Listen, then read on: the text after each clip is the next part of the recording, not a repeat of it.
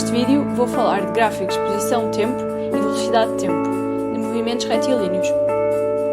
No gráfico de posição de tempo é representada a função x de t, conhecida como a lei do movimento, que indica como varia a posição x do corpo, mas não indica a sua trajetória. Assim, nestes gráficos, o tempo t, a variável independente, representa-se no eixo horizontal e a posição x, a variável dependente, no eixo vertical. Vamos aprender a analisar o gráfico de posição de tempo através destes exemplos. Neste caso, a partícula não se move, ou seja, está em repouso, e x de t é constante. Aqui, a partícula move-se no sentido positivo da trajetória, e x de t é crescente. Neste, a partícula move-se no sentido negativo da trajetória, e x de t é decrescente. Neste gráfico, a partícula passa na origem do referencial, e nesse ponto, x de t tem o valor nulo. Já neste exemplo, a partícula inverte o sentido, em que passa do sentido positivo para o negativo, e esse momento representa o valor máximo de x de t. Aqui, a partícula inverte o sentido, em que passa do sentido negativo para o positivo, e esse instante representa o mínimo de x de t. Podemos concluir desta forma que a componente escalar da velocidade do instante, v de x, é igual ao declive da reta tangente ao gráfico de posição de tempo x de t nesse instante.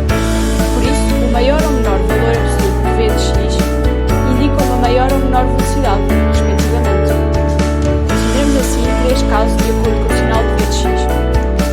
Quando v de x é maior que zero, como no caso 1 das figuras a seguir, o declive é positivo e o movimento acontece no sentido positivo da trajetória. Quando v de x é menor que zero, o declive é negativo e o movimento acontece no sentido negativo da trajetória, como se vê na imagem 2.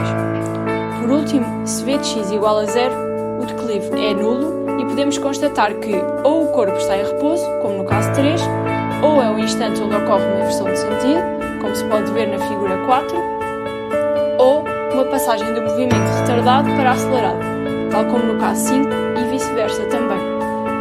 Passando agora para os gráficos de velocidade de tempo. Estes representam a variação da componente escalar da velocidade ao longo do tempo, ou seja, a função v de x de t.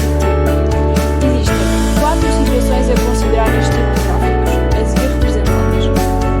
Nesta figura, v de x de t é maior que zero, e por isso, o movimento dá-se no sentido positivo.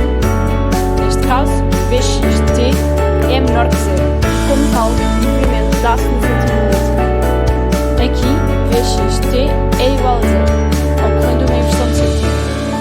Neste, v de x de t também é igual a zero, mas porque o corpo está em repouso. O gráfico de velocidade de tempo também permite calcular deslocamentos. Uma vez que a área compreendida entre a linha do gráfico e o eixo horizontal é igual ao módulo do deslocamento do corpo. Se o movimento se der no sentido positivo, a velocidade será positiva e atribui-se à área que fica por cima do eixo horizontal o sinal positivo, pois o deslocamento é positivo. Se o sentido for negativo, a velocidade é negativa e a área também é negativa, bem como o deslocamento. Concluímos assim que as áreas acima do eixo horizontal indicam um deslocamento positivo e as abaixo um deslocamento negativo. O deslocamento total é dado pela soma dos deslocamentos parcelares e a distância total percorrida pela soma dos módulos dos deslocamentos.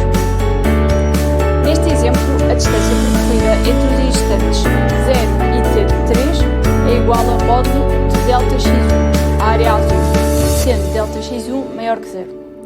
Entre os instantes t3 e t6, ΔX2 é menor que zero e a distância percorrida aqui é dada por módulo de ΔX2.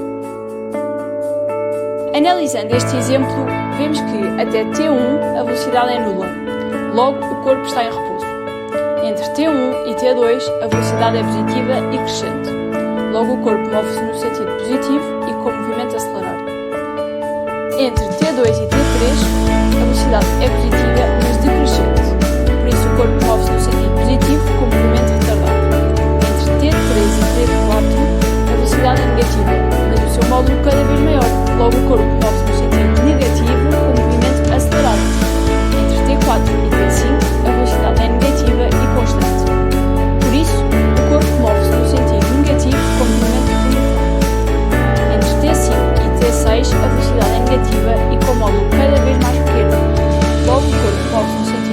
hiperativo com movimento retardado.